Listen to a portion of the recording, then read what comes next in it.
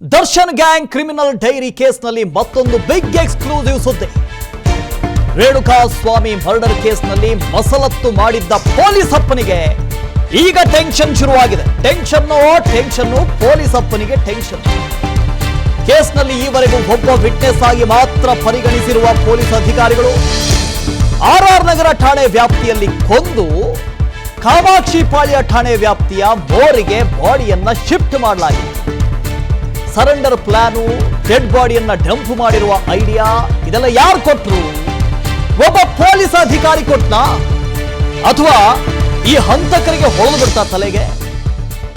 ಇದು ಕೊಟ್ಟಿರೋದು ಒಬ್ಬ ಪೊಲೀಸ್ ಅಧಿಕಾರಿ, ಈ ಪ್ಲಾನ್ ಮಾಡಿರೋದು ಒಬ್ಬ ಪೊಲೀಸ್ ಅಧಿಕಾರಿಗೆ. ಆತ ಈಗ ಟೆನ್ಷನ್ ನಲ್ಲಿದ್ದಾನೆ. ಕೊಲೆ ಆಗಿರೋದಲ್ಲಿ ಆರ್ ನಗರ ಠಾಣಾ ವ್ಯಾಪ್ತಿಯಲ್ಲಿ, ಆ ಡೆಡ್ ಬಾಡಿ ಸಿಕ್ಕಿರೋದಲ್ಲಿ ಕಾಮಾಕ್ಷಿ ಪಾಳ್ಯ ಪೊಲೀಸ್ ಠಾಣಾ ವ್ಯಾಪ್ತಿಯ ಯಾವುದೋ ಒಂದು ರಾಜಕಾಲುವೆ ಪಕ್ಕ. ಇದನ್ನೆಲ್ಲ ಹೇಳ್ಕೊಟ್ಟವ್ರು ಯಾರು? ಪಕ್ಕಾ ಪ್ರೀ ಪ್ಲಾನ್ ಆದ ರೀತಿಯಲ್ಲಿ ಕಾಣಿಸ್ತಾ ಇತ್ತು. ಈ ಹಿಂದೆನೆ ಪ್ಲಾನ್ ಮಾಡ್ಕೊಂಡು ಬಂದು ಕೊಲೆ ಮಾಡಿದ್ರ ಹಾಗಾದ್ರೆ, ಅಥವಾ ಕೊಲೆಯಾದ ತಕ್ಷಣ ಯಾರಾದ್ರೂ ಬಾಡಿಯನ್ನು ಹೀಗೆ ಮಾಡಿ ಇಲ್ಲಿ ಹೋಗಿ ಡಂಪ್ ಮಾಡಿ ಹೀಗೀಗೆ ಮಾಡ್ಬೋದು ಅಂತ ಐಡಿಯಾ ಯಾರಾದ್ರೂ ಕೊಟ್ರ? ಡೆಡ್ ಬಾಡಿ ಎಲ್ಲಿ ಬಿಸಾಕಬೇಕು ಅಂತ ಐಡಿಯಾ ಕೊಟ್ಟಿದ್ದ ಪೊಲೀಸ್ ಅಧಿಕಾರಿಗೆ ಈಗ ನಡುಕ ಶುರುವಾಗಿದೆ.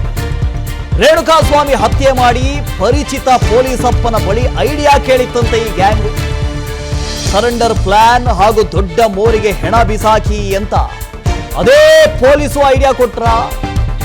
ದೊಡ್ಡ ಮೋರಿಯಲ್ಲಿ ಹೆಣ ಬಿಸಾಕಿ, ಹೆಣ ತೇಲ್ಕೊಂಡು ಹೋಗುತ್ತೆ ಅಂತ ಪ್ಲಾನ್ ಕೊಟ್ಟಿದ್ರು.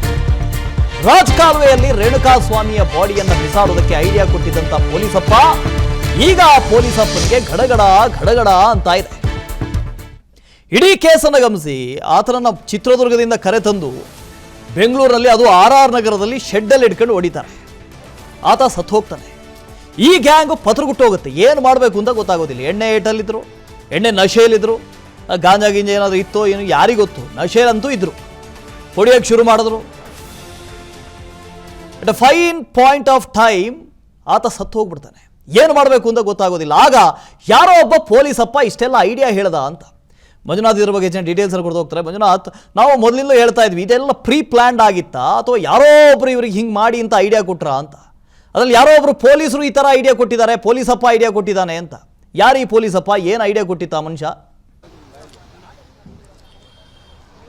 ಹೊಸದೇವ್ ರೇಣುಕಾ ಸ್ವಾಮಿ ಕೊಲೆ ಪ್ರಕರಣಕ್ಕೆ ಸಂಬಂಧಪಟ್ಟಂತೆ ಮೊದಲು ಹತ್ಯೆಯಾದಂಥ ಬಳಿಕ ಆರೋಪಿಗಳು ಕರೆ ಮಾಡ್ತಕ್ಕಂಥದ್ದು ಪಶ್ಚಿಮ ವಿಭಾಗದಲ್ಲಿ ಕೆಲಸ ಮಾಡ್ತಕ್ಕಂಥ ಒಬ್ಬ ಸಬ್ ಇನ್ಸ್ಪೆಕ್ಟರ್ಗೆ. ನಮಗೆ ಗೊತ್ತಿರ್ತಕ್ಕಂಥವರು ಈ ಹಣಕಾಸಿನ ವಿಚಾರವಾಗಿ ಒಬ್ಬ ವ್ಯಕ್ತಿಯನ್ನು ಕೊಲೆ ಮಾಡಿದ್ದಾರೆ, ಏನು ಮಾಡಬೇಕು ಅಂತ ಒಂದು ಸಲಹೆಯನ್ನು ಕೊಡ್ತಾರೆ.